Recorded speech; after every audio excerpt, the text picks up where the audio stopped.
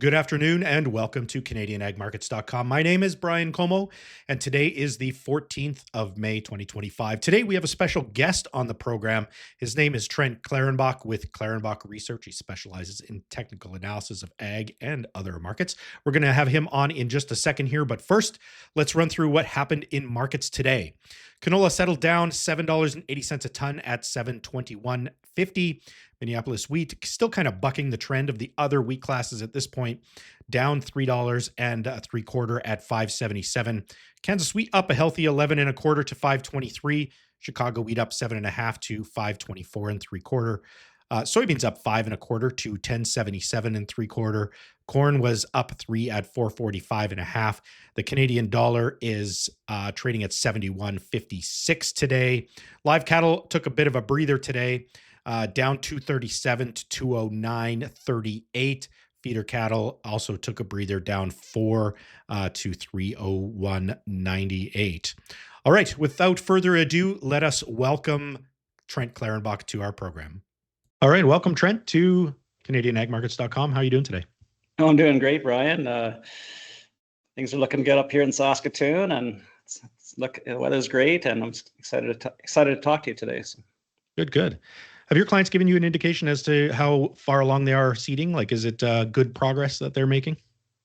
I just talked to a buddy down in southern Saskatchewan. Of course, they're quite a bit ahead. He said a lot of his neighbors are done already. He's got, I think he told me, I don't know how large his farm is, but he's 1,000 acres left, but he's pretty much been a one-man show this spring. So I think a lot of guys are wrapping up. So. Yeah. We have some clients on the eastern part of central Alberta, and some of them are done. You know, the ones that like to brag, he brings a sprayer out and just to rile everybody up. But I would say somewhere north of 50% done as a general rule, but still some to go. Yeah. Well, it's pretty. What is it today? The 15th, 16th, 13th, 14th. 14th. Okay, it's so pretty early.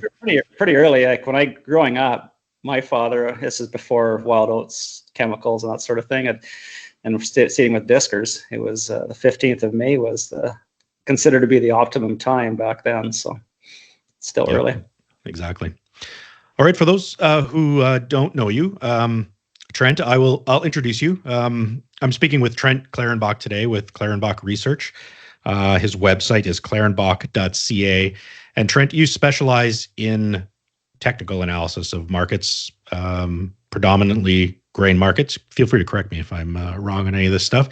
But you do cover a plethora of other markets as well. How did you start in this business? What got you motivated to move into this space? Well, it's a little bit of a long story here. I'll go back a little bit. I had some really strong influences on the grain marketing side from my neighbors, mainly Raymond Somerville. He opened up the interprovincial selling of grain between provincial borders. At one time, it was illegal to grow grain in Saskatchewan and sell it in Alberta without going through the wheat board. And then the other, about 1.5 miles away, was Reinhold Nunweller. He really kicked off the special crops industry in Western Canada, introduced canary seed to Saskatchewan, probably Western Canada, and formulated all-state grain with 2 partners. So I had a strong influence in grain marketing. And then when I was farming, I thought there were some opportunities with chickpeas and coriander, as I was an early adopter of those crops. So I kind of went about went down the exporting path a little bit, did a little bit of stuff, but that was somewhat difficult without a facility or experience or a mentor or all 3, right? And so I pursued that for a bit, and then I farmed, and then when I left farming, I went into some other businesses, and then my son introduced me to technical analysis in about 2014, and he wanted to quit university and take a day trading course. So I helped him with that, and I thought it was just nonsense, lines on a chart. But I thought, well, let's just learn from our kids a little bit and take interest in what he's doing. And then I found some mentors that resonated with me on the internet, and they weren't the guys with yachts, speedboats and yachts and scantily clad women on the boats. They weren't those type of guys. They were more guys my age, and I wouldn't say I guess they're influencers, but not really. Anyways, they're still around in the industry. So I had to pick some good mentors there, and I started studying technical analysis and went hard on the cryptocurrency space 24/7, trying to learn as quickly as I could. The traditional market timeframes just weren't enough for my patience. And then I, of course, I live in Kindersley and playing hockey in the Kindersley Farmer hockey team, and all my buddies are farmers, and I can still speak the language. And they're telling me about their challenges with the grain marketing and buying out contracts. And I thought, okay, there's a void to fill here. So I decided I would, fill that void, and started introducing technical analysis to some of the cash crops and the special crops, along with the traditional market. So everything from, you look at Chicago wheat, soybeans, canola, cash durum, red lentils, green lentils, canary seed, kabuli chickpeas, and just started applying technical analysis to that, and demonstrating how that works and how effective it can be. So. Yeah. One of the things I'm always impressed with is the fact that you do technical analysis on commodities that are not exchange traded, right? So, and I would say you have a niche in the marketplace there. Nobody else that I know of is really doing that, and I think that adds a lot of value to farmers here in Western Canada, particularly on some of those commodities like durum and peas and lentils and things.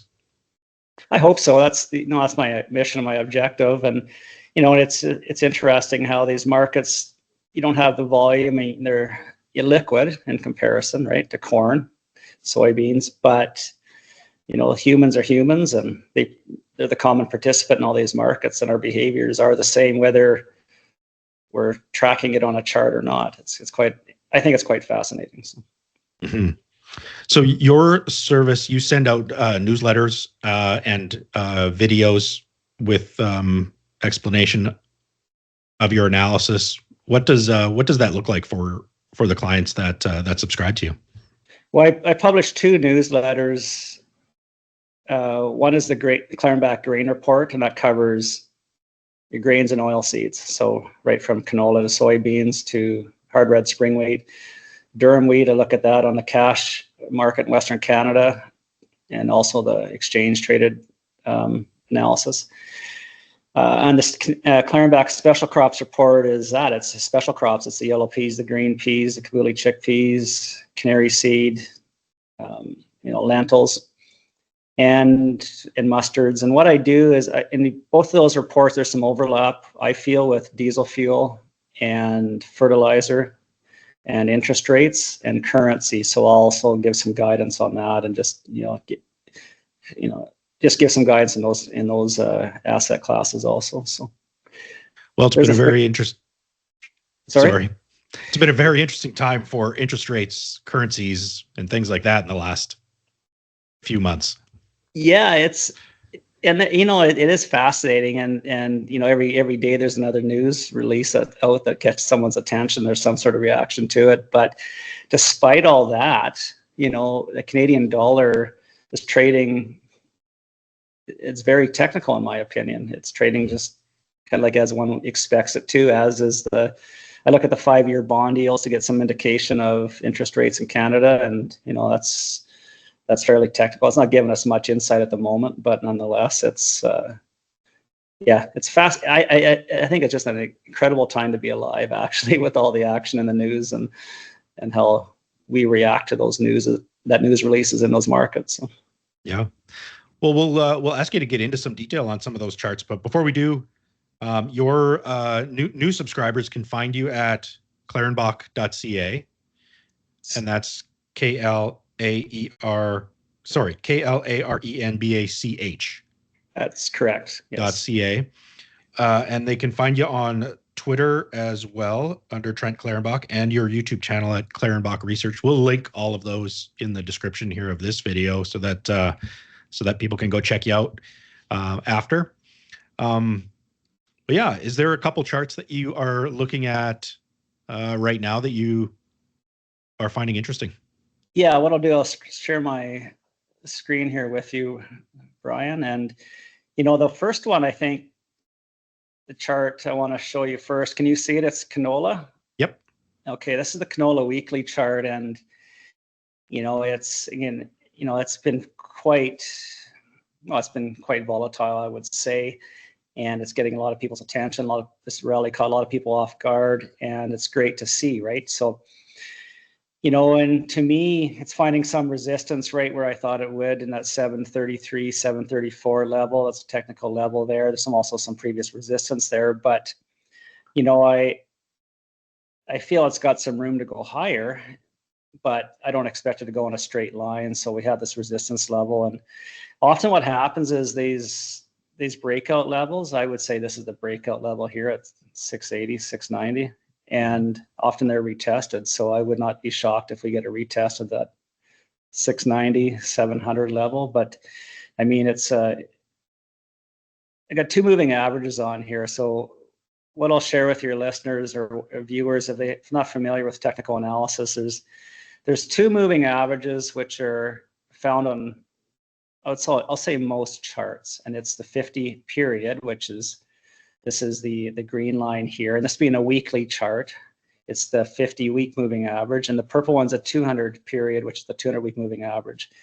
And you know, so you often see these lines on here, these moving averages on here, and it's a lot of people are looking at them. They often provide some response, a reaction of those levels, and you can see this 50-week moving average, how it certainly has, you know, been support, resistance, and now it's been acting as support a little bit through here. So it's interesting to see. That's the weekly chart. When we drill down to the daily chart, we can see we're quite extended from these moving averages. So often the price comes back down to these moving averages. So, but all in all, this chart is looking, I would say bullish. I think there's more room to go on canola, which makes me excited, makes a lot of our viewers excited too. So that's good to see.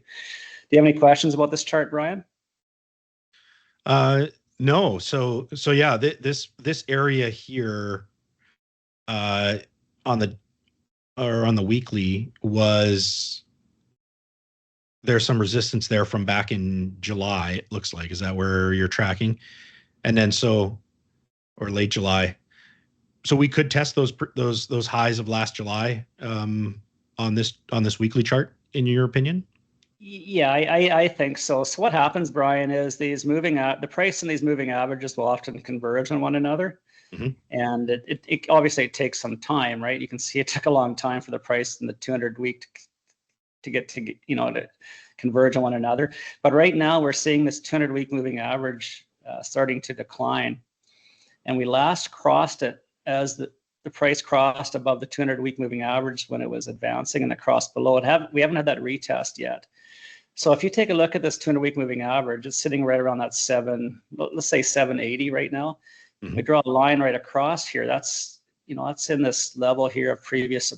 There's some supply here at this level, previous, right from 770 up to 800. So yeah, I think we can get a rally up there, maybe, you know, probably 760 first, right? But I have no doubt that this price and this moving average will converge on one another. It's just whether it's going to be through time, meaning the price goes sideways, the moving average comes down to it, or it rises up to the moving average, you know, through space, right? So, but right now, I mean, there's a little bit of resistance here, but I wouldn't say it's much at all. So yeah, I think we can break through it. So, and one of the drivers, obviously, for canola has been, you know, tight supplies in Canada, but also, you know, the action on soybean oil has been helping it out as well. You've been watching soybean oil a little bit closely as well. Is that right? Yeah, I think it's important to watch the oil complex. So there's two charts here, Brian. Hopefully they show up well on your screen here for the viewers. But the one on the left is soybean oil futures. It's the nearby weekly chart. And the one on the right here is canola futures. And I don't know, they look pretty similar to me. Yeah. and yeah. So I mean, to me, they look very similar to me. So I think, again, soybean oil, I think it's It's got another 8% left in it. But I want to show you something neat here, I think. I'll dirty up this chart a little bit. And again, as technical analysts, we can make a chart get pretty messy in a hurry, but we understand typically what it looks like. So this blue line here, though, as you see, this is the anchored volume weighted average price from the high back in April of 22. And that's where the price is at right now. It's testing that level. So what that means is that's the average price paid per contract of soybean oil dating back to May of 2022 or April 2022. So really, the average contract has been underwater for a long, long time, yet but now it's back to breaking even. So in my own experience, if I've been holding a bag and losing money and I get back to breaking even, it's usually a good idea to get back to close to zero and just be thankful I got back to break even or close to it and exit my position, or certainly reduce my position at that point in time. So often that's what happens here. So I would not be surprised if this week, or even next week, maybe we get a little bump above it, but I wouldn't doubt we see a sell off down to 49.50, somewhere in there, just back to this previous breakout level. But that's a very important level to me, and that kind of coincides with what I had for a resistance level at canola at 733, 734. So it's interesting how these charts can be aligned when you look at them that way. So yep, very interesting. Or do you look at the position of managed money, spec traders, and things like that in your technical analysis? I do a little bit. I find that commitment of traders reports can give you an indication that something is going to happen. But it really, in my opinion, needs to be used with other tools to be really effective, because I don't think you can use it as a real timing mechanism or indicator. No. At least I haven't figured out how to do that properly. I'm not delayed information anyway. It's delayed information anyways, yeah. So yeah, you can get indications. So you can, if you apply some of the same technical analysis tools to the commitment of traders report chart, then you can get some indication of what's happening. But it's delayed information. It can prepare you for future movements, but I haven't figured out a way to really use it effectively. So. Mm-hmm. But others have. I just haven't. So very cool. Yeah. So does one of these look like they're driving the other? Like is soybean oil the anchor that's pulling up on canola, or do you feel it's the tightness in canola that's helping pull up soybean oil? Yeah, that's a good question. I haven't put much thought into that. I tend to default to the volumes on those levels. I tend to think that the larger volume traded asset will drive the other, but I haven't really thought about what's driving one or the other. So not the best one for that. Don't have a very, very good answer for that question. So. No worries. Well, here, maybe you'll have a good take on, Canada, us Canadians, we've been looking at spring wheat and thinking, that maybe we staved off some of the big weakness in the other wheat categories, but this week spring wheat seems to have decided to make new lows. What does that tell you?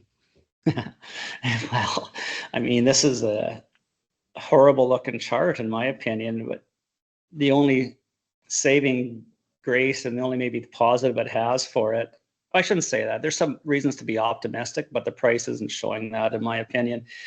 So a little bit of stage analysis here, which I think everybody should have an understanding of. And there's about 4 stages in the market structure. So if you have like a stage, this looks like a stage 1 accumulation to me. And just to give you an idea what that looks like, it might look very similar to this base being formed back here in 2019, 2000, and 20. This price is moving sideways. There's no real strong indication of the trend. And once it broke out, it entered into a stage 2 markup. I have trouble with the bar charts here. Stage 2 markup, and then trends come to an end, and we ended up into a stage 3 distribution, and then a stage 4 decline. But it almost looks like we could be in a stage 1 accumulation right here. So I keep sticking the fork in wheat to see if it's ready or not, or if it's done. But I really need some lower lows and sustained lows under 560 before I'm really to consider it done and finished. Again, this 200-week moving average hasn't been retested yet, so but it looks nasty. I don't really have any guidance right now other than to be extra cautious and be ready to protect your downside if we get sustained movement below 560. Mm-hmm. It doesn't look good at all to me, but there is some. If you put on your rose-colored glasses and want to be optimistic, there's some. Just be aware this could be a stage 1 accumulation. So, looking when you kind of pulled back on that chart, it did show, 2022, which obviously was a bit of an anomaly year because of the conflict in the Ukraine and Russia. If this is a stage 1 accumulation, where would be some reasonable areas where it could, move to during this season, this crop year?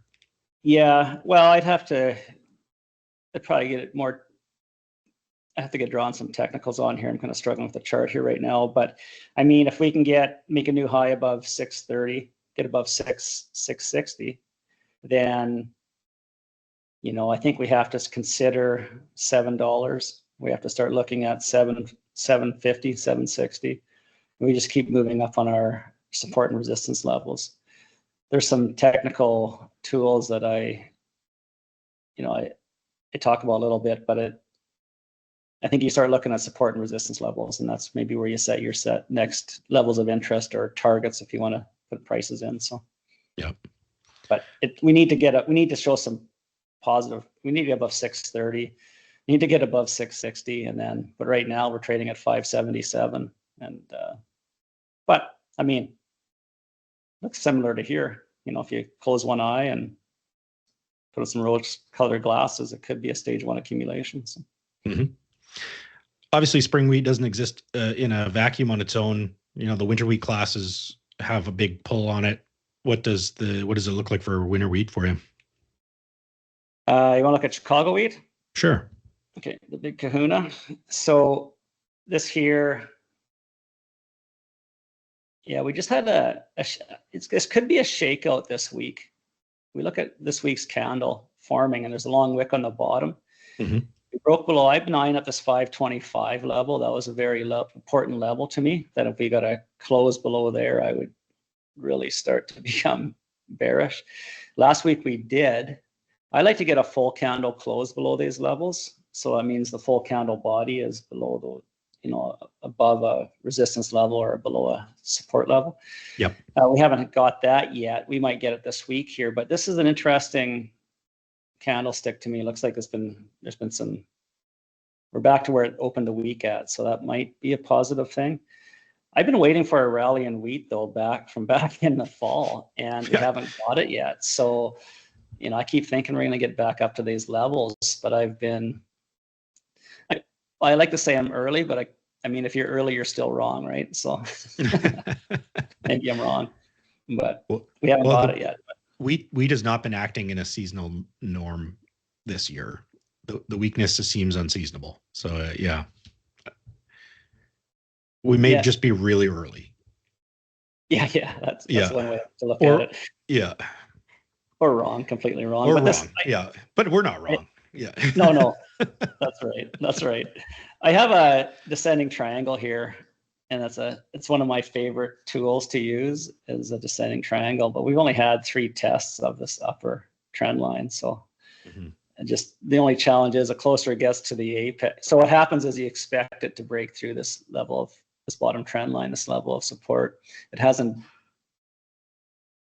done so convincingly. Done that really, I don't think conclusively, but we haven't had this upper trend line yet. You typically have 3 tests of it, but then but the nice thing about it is, Brian, the closer you get to this apex of this triangle, Mm-hmm. the odds of it going down, the ascending triangle being confirmed, is it gets weakened, right? So the closer you get to the apex here, the more likely it's going to go higher than it is to go lower. So that's, I mean, keep sticking our fork in it, see if it's done, but it's not quite over yet, but it might be getting close, you know. So yeah. A couple of other things I wanted to ask you about was some of the macroeconomic things, the Canadian dollar and some interest rate talk. I know you have a lot of experience and passion around those 2 things. Is there anything you have to share there? Well, the Canadian dollar, I keep hearing about this Canadian peso thing, and I'm too much of a nationalist, I guess, to buy into that stuff. But nonetheless, interestingly enough, I got a buddy in the industry. He's been in trading currencies for over 20 years, and there's only been a handful of times in his career when the currency has been trading, around that 68-cent level. And you see, we found buyers, I guess you would say, here in 2020, and again here in January. So we had that, I think it was a Trump announcement there, and had the sell off right down to this previous support level. So I mean, ever since then, we got a reaction. The price is trading. The CAD is stronger now than it was pre-Trump, right? So I don't think this is, I don't know, I'm a bit of a nationalist. I got to be wary of my bias, but this being the weekly chart, we're testing this upper trend line again.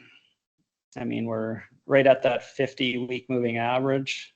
It looks like it's going to start flattening out here, maybe in the next month here. Maybe our dollar strengthens, but I don't. The idea that it's going lower straight down, I don't think it's highly unlikely. There's a lot of supply here to work through. I don't think it's going to happen overnight. That's going to break out higher. But yeah, I was interviewed a few months ago, and this might be back in February or March, and my idea was that CAD will trade between 70 and 72 dollars or cents in the second quarter, and it looks like it's kind of doing that right now. I think it was trading around here. I think, February or March, and I had that idea. But I mean, there's overhead resistance here. This previous support act as resistance often, and I think that's what we're seeing right now. So, well, a lot of the currency direction in the last little while has been related to, general market optimism about the U.S. economy, and just, I guess, in general, how safe the U.S. is for a place to invest in. And, bond yields could have, are being touted to some as, one of the reasons why Trump has been, maybe more eager to get trade deals done, and to maybe capitulate a little bit on some of the harsher tones he's been using recently with the rest of the world. What do you see in bond yields today? Well, I can look at the U.S. 5-year yields right now, and you can look at the 5, maybe the 10 years even better. But I'll look at the 5-year Canadian. I'll still stick with the 5-year bond yields. So, you actually, I'm not sure what to say with bonds right now. I mean, this is a weekly chart. We're above the 200-week moving average. We're above the 50-week. I'd say the longer-term trend is still higher. So the bond yields, as they go up, the price of the bonds go down. But this is the bond, 5 and 10 year would be where your mortgages are calculated at. So a higher yield means higher interest rates. And there was some discussion, and I don't have the access to the knowledge for sure, but there was certainly some news that some of the U.S. trading partners either threatened or sold off some bonds in order to keep the bond yields high. And the bond market's so much larger than the stock market, and it's really it's a big stick, and I don't know, it's a lot of significance. But I'll just look at the 5-year Canadian. Do you have any questions on the US one before I leave here, Brian? Or No. okay, yeah, I don't know. The chart to me doesn't really. I've been waiting to publish an interest rate article here for months now, and I just kind of keeps moving sideways. There's not really a whole lot to. We're not getting a clear definition of the direction of the trend, in my opinion. So, other than the longer term trend is higher. This is the 5-year here, Canadian. So they actually, if you notice that, let's just go back here. I'll compare the two. So if you go back to the US 5-year, for example, the 5-year bond yields are above this 200-week moving average. And they're actually trading at right now today, this week, above the 50-week moving average. When we go down to Canadian, our bond yields are actually trading below both those moving averages. So that could be a sign that our economy is going to be weaker and interest rates will need to decline. But we haven't got that confirmed breakdown in the bond yields yet to confirm that. So I'm not getting a clear direction where the bond yields are going, but I think we really need to keep an eye on these in order, when you're purchasing equipment, refinancing loans, I think it's important to have a good idea of where those bond yields are going. Right now, it's not real conclusive where they're going, but I want to highlight the idea why a lot of people focus on the Bank of Canada prime rate, and that's important, but I think more emphasis should be on the 5 and 10-year bond yields, in my opinion. So, yeah, the Bank of Canada just publishes an overnight rate, whereas the 5-year gives a little bit more. You're right; it does make a difference on longer term lending, mortgages, land, things like that. So, yeah. I agree with you. Yeah. Beautiful. Well, thank you so much today for sharing your insight. We really appreciate it. Again, our listeners or viewers can find you at klarenbach.ca. And we hope that you go check that out. We'll also put as I said, your Twitter and website information and everything in the description below. And so our viewers can see you there. Well, that's great. I appreciate it, Brian. And yeah, I enjoy talking the markets. I just enjoy the interaction. And if anybody wants to reach out, they can certainly do that and give you some ideas to consider anyway. So sounds good. Yeah, life's sometimes lonely for us analysts because we just lock ourselves in closets and look at screens all day. So this is great. Thank you so much. Yeah, that's exactly what happens. Okay, thanks, Brian. You bet.